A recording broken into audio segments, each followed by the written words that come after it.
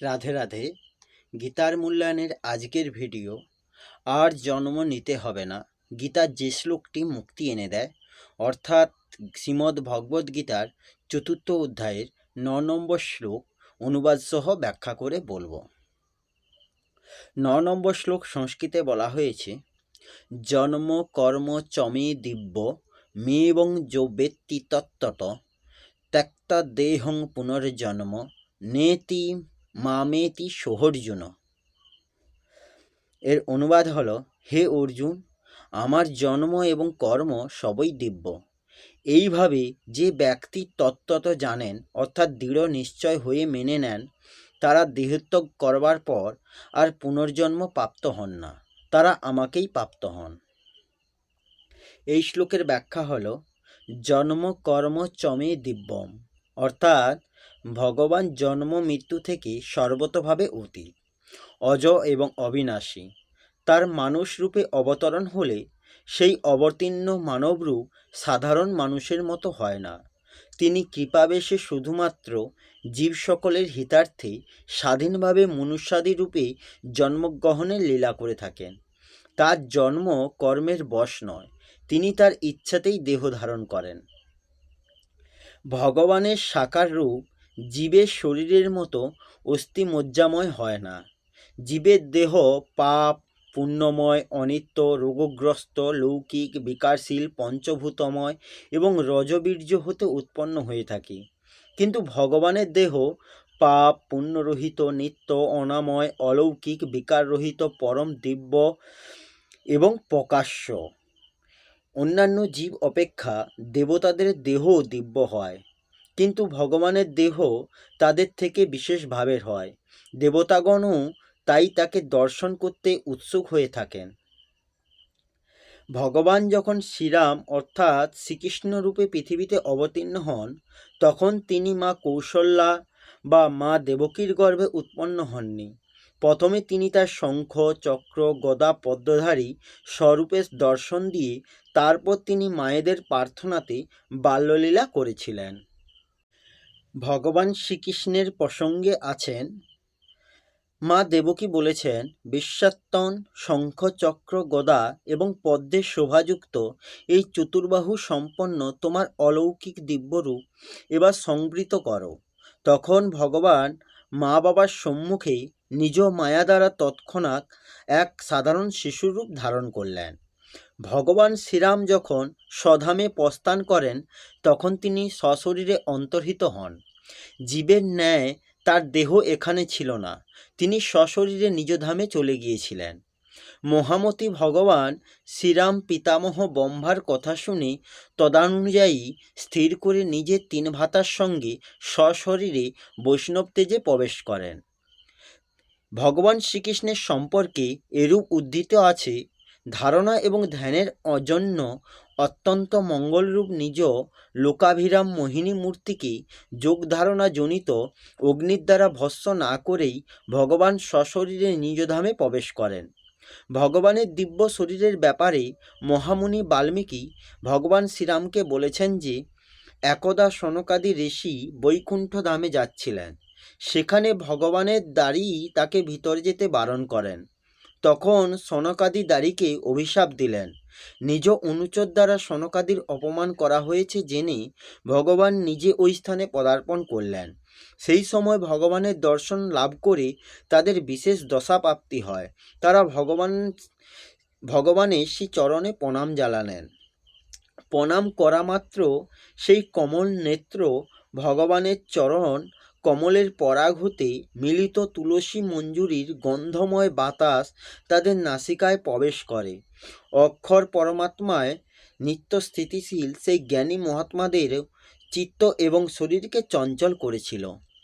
শব্দাদি বিষয়ে গন্ধ এমন কোনো বস্তু নয় যাতে মন আকৃষ্ট হবে, কিন্তু ভগবানের চরণ কমলে সুগন্ধে সর্বদা পরমাত্মা স্বরূপের নিমগ্ন সনকাদির চিত্তেও চাঞ্চল্য উৎপন্ন হয়েছিল। কারণ এই সুগন্ধ কোনো পার্থিব বিকারজনিত গন্ধ নয়, এটি হলো দিব্য সুগন্ধ। ভগবানের প্রত্যেকটি বস্তুই বস্ত্র অলঙ্কার অস্ত্র ইত্যাদি এরূপই দিব্য। চিন্ময় এবং অতিশয় বিশিষ্ট হয়ে থাকে। ভগবানের লীলা কাহিনী শোনা, পড়া বা স্মরণ করা ইত্যাদিতে মানুষের অন্তঃকরণ নির্মল, পবিত্র হয়ে ওঠে এবং তাদের অজ্ঞানতা দূর হয়ে যায়। এই হলো ভগবানের কর্মের দিব্যভাব।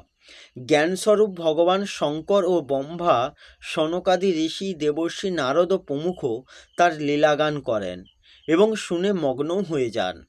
ভগবানের অবতার রূপে লীলাস্থলে আস্তিকভাবে শ্রদ্ধা প্রেমপূর্বক বসবাস করলে এবং সেই স্থান দর্শন করলেও মানুষের কল্যাণ সাধিত হয়।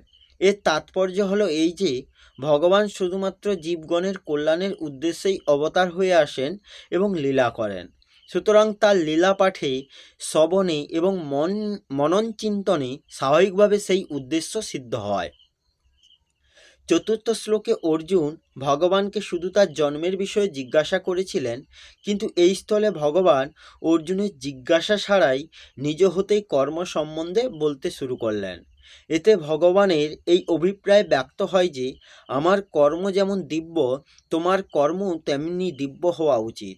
কারণ মানুষের জন্ম দিব্য হওয়া সম্ভব নয়, কিন্তু তার কর্ম অবশ্যই দিব্য হতে পারে, কারণ তার জন্মই হয়েছে সেই জন্য। কর্মের দিব্যতা আসে যোগ সহযোগেই। যে কর্ম বন্ধনকারক হয়, দিব্যতা এলেই সেই কর্ম মুক্তি প্রদানকারী হয়ে ওঠে। কর্ম দিব্য হলে কর্তা প্রথমত তাতে আবদ্ধ থাকে না, মুক্ত হয়ে যান।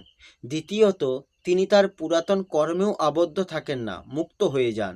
আর তৃতীয়ত তার কৃতকর্মের দ্বারা অপরের স্বাভাবিকভাবে মঙ্গল হয়ে থাকে। গভীরভাবে বিচার করলে দেখা যায় যে উৎপত্তি ও বিনাশীল বস্তুর সঙ্গে সম্পর্ক স্থাপন করলেই কর্মে মালিন্য আসে এবং সেগুলি বন্ধনকারক হয়ে ওঠে। বিনাশীল পদার্থের সঙ্গে সম্পর্ক স্থাপন করলে অন্তঃকরণ, কর্ম এবং পদার্থ এই তিনটি মলিন হয়ে যায় এবং বিনাশীল পদার্থের সঙ্গে মেনে নেওয়া সম্পর্ক দূর হওয়া এই তিনটি স্বাভাবিকভাবেই পবিত্র হয়ে যায়। সুতরাং মূল প্রতিবন্ধক হল বিনাশীল বস্তুর সঙ্গে মেনে নেওয়া সম্পর্ক।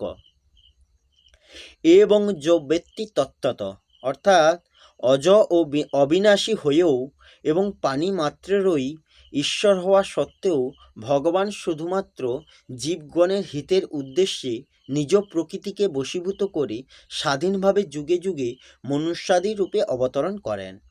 এটি তত্ত্বত জানা, অর্থাৎ দৃঢ়তাপূর্বক মেনে নেওয়াই ভগবানের জন্মের দিব্যতাকে জানা। সমস্ত ক্রিয়া করতে থাকলেও ভগবান অকর্তাই থাকেন, অর্থাৎ তার মধ্যে ক্রিয়াদি সম্পন্ন করার অভিমান থাকে না এবং কোনো কর্মফলেই তার স্পৃহা নেই। এই তত্ত্বটিকে জানা ভগবানের কর্মের দিব্যতাকে জানার বাচক। ভগবানের জন্মধারক যেমন স্বাভাবিকভাবে জীবের হিতের জন্য হয় এবং কর্মের নির্লিপ্ততা থাকে, তেমনি মানুষের মধ্যেও সমস্ত জীবের হিতের চিন্তা এবং কর্মের নির্লিপ্ততা জাগরণই হল প্রকৃতপক্ষে ভগবানের জন্ম ও কর্মের তত্ত্বকে জানা। ত্যক্তা দেহং পুনর্জন্ম নৈতি, অর্থাৎ ভগবানের ত্রিভুবনে কিছুই করার বাকি নেই, আর কিছু পাওয়ারও বাকি নেই। তা সত্ত্বেও তিনি শুধুমাত্র জীবের উদ্ধারের জন্য কৃপা করে এই পৃথিবীতে অবতার রূপে আসেন এবং নানান প্রকার অলৌকিক লীলা করেন। সেই লীলা কথা ভজন করলে, শুনলে, পড়লে এবং সেগুলি মনন করলে ভগবানের সঙ্গে সম্পর্ক স্থাপিত হয়। ভগবানের সঙ্গে সম্পর্ক স্থাপিত হলে জগৎ সংসারের সঙ্গে সম্পর্ক দূর হয়। জগতের সঙ্গে সম্পর্ক দূর হলে পুনর্জন্ম হয় না, অর্থাৎ মানুষ জন্ম মৃত্যুরূপ বন্ধন থেকে মুক্ত হয়ে যায়। প্রকৃতপক্ষে কর্ম বন্ধনকারক নয়। কর্মে বন্ধন করার যে শক্তি, তা কেবল মানুষেরই নিজের সৃষ্ট।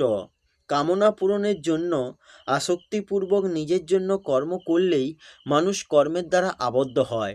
পরে কামনা যেমন বাড়তে থাকে, পাপও তেমনি প্রবৃত্তি হতে থাকে। এইভাবে তার কর্ম অত্যন্ত মলিন হয়ে যায়, যার জন্য সে বারংবার নীচ জন্ম লাভ করে এবং নরকে পতিত হয়।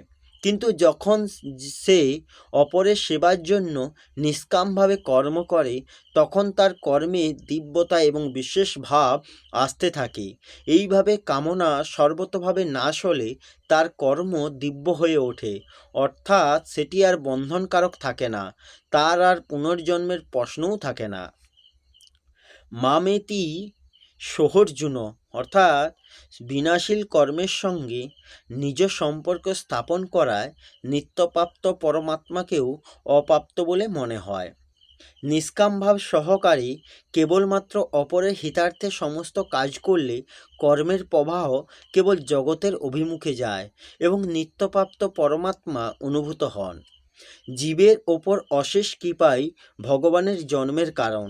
এইভাবে ভগবানের জন্মের দিব্যতা জানলেই ভগবানের ওপর মানুষের ভক্তি হয়, ভক্তির দ্বারা ভগবান লাভ হয়। ভগবানের কর্মের দিব্যতা জানলেই মানুষের কর্মও দিব্য হয়ে যায়, অর্থাৎ সেগুলি বন্ধনকারক না হয়ে তার নিজের এবং অপরের কল্যাণকারক হয়ে ওঠে। তাতে জগৎ সংসার হতে সম্পর্ক বিচ্ছেদপূর্বক ভগবৎ প্রাপ্তি ঘটে।